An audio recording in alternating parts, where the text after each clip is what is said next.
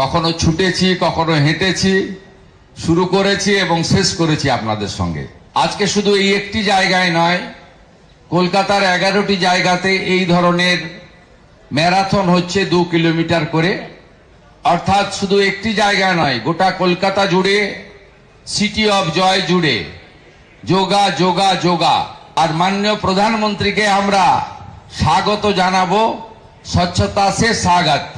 আগামীকাল ঠিক সূর্য ডোবার পরে সন্ধেবেলা 500 নৌকায় বিশেষ যোগের প্রচার হবে। আপনারা গঙ্গা বক্ষের ধারে পাশে দাঁড়িয়ে সবাই তাদেরকে উৎসাহিত করবেন, উপভোগ করবেন।